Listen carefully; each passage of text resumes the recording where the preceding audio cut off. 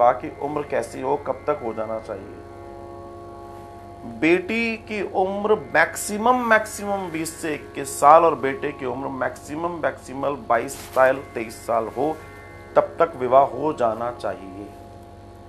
मैं जो कह रहा हूं उसको बहुत बारीकी से सुनना। पहले के लोग बड़े समझदार थे, इन चीजों को समझते थे। आज मैं आपसे एक क्वेश्चन पूछता हूं।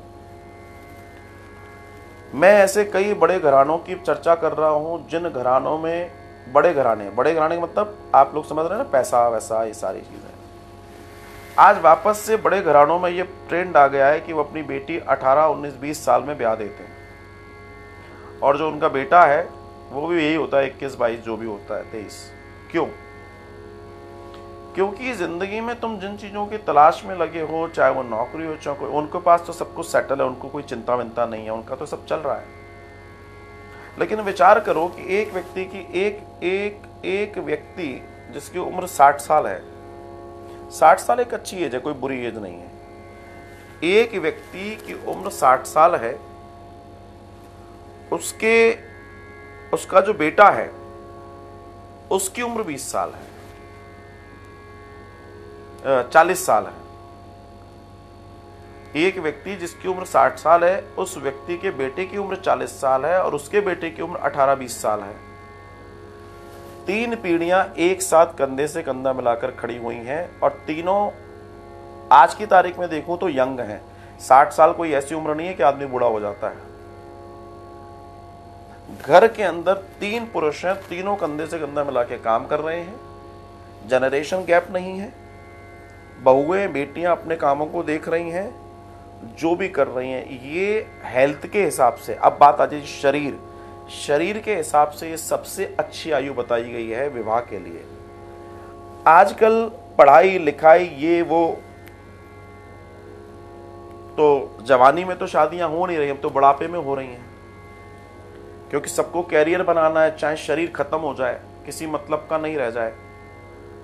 तो ना बच्चियों को समझ में आ रहा, ना बच्चों को समझ में आ रहा, और अंततः हो क्या रहा है कि 30, 32, 35, 40, 38 इन एजों में पहुंच गए, जब आपके शरीर की फर्टिलिटी भी खत्म होने पे आ गई और आप संतान भी पैदा करने के लिए दिक्कत में हैं, और आप जो अपनी जिंदगी जीनी थी आपको, आप वो भी नहीं जी पाए। आप बुढ़ापे में शादी कर रहे हो, विवाह कर रहे हो। तो ये कोई विवाह थोड़ी है, ये तो एडजस्टमेंट है कि अब बूढ़े हो गए, जवानी तो जी ली, जो जोश में, अब तो साथ में रहना है और अपने बुढ़ापा काटना है। बहुत प्रैक्टिकल बात कर रहा हूं मैं। विवाह की सही उम्र अगर आप पूछना चाहेंगे तो यही है, मैक्सिमम 20-22 साल की बच्ची हो जाए और 22, 23, 24, 25 साल का। इससे ऊपर जिंदगी में मत जाना। अगर आपको वास्तव में जिंदगी अच्छे से जीनी है, हेल्दी जिंदगी, अच्छा, इस एज में होने वाली संतान पुष्ट और तंदुरुस्त होती है, ये भी ध्यान रखना। तो सिर्फ विवाह का मतलब तुम अपने लिए मिस पार्टनर ढूंढना नहीं है, एक नई संतति को जीवन देना है। अब पता पड़ा तुम ही 40 साल के, संतान जब पैदा होगी वो 18, 19, 20 साल में उदम मचा रही होगी, तब तुम बुढ़ापे में बैठे होगे, बेटा शांत हो जा। बेटा कहेगा काय को शांत हो जाऊं? तब तुम उसकी गुलामी करोगे। हाँ, एक ही है, 2 ही है, बड़ी मुश्किल से एक हो जाए तो वही बड़ी बात है। फिर वो तुम्हें ब्लैकमेल करेगा, तुम्हारी जिंदगी कष्टप्रद होगी, तो फिर तुम कहोगे हाय नहीं होता तो ज्यादा अच्छा था। हालांकि बिल्कुल सही होता है ऐसों के साथ। तो अर्चना श्रीवास्तव, प्रश्न का उत्तर मैंने दे दिया, बाकी भगवान भला करे, जिसको जैसा समझ में आए। लेकिन मैं बड़ी प्रैक्टिकल बात कर रहा हूं। मैं आयुर्वेद के हिसाब से बात कर चुका, ये आयुर्वेद में भी बताया है, ये हमारे दर्शन शास्त्र में भी आता है, चाणक्य नीति में भी इस बात की चर्चा है, और पुराणों में भी चर्चा है कि विवाह की उम्र के बारे में। हालांकि पहले इस गरुड़ पुराण में और पुराणों में तो और भी नीचे की उम्र की चर्चा है, लेकिन आज वो चर्चा वैसी नहीं है। तो इसलिए इस प्रथा को भी कई लोगों ने डिस्टर्ब कर दिया। एक्चुअली पहले क्या होता था, जैसे मान लीजिए बाल विवाह की चर्चा आती है, उस बाल विवाह में भी 2 चीजें थी, उसको भी लोगों ने गड़बड़ कर दिया। जैसे मान लीजिए 12 वर्ष की एक बच्ची का विवाह हुआ, तो 12 वर्ष की बच्ची का विवाह तो हो गया था उस समय, लेकिन उसका गौना हो रहा था 5 साल बाद, 6-8 साल बाद, जब वो 18 या 20 की हो रही थी। उसका गौना का मतलब ससुराल जाना।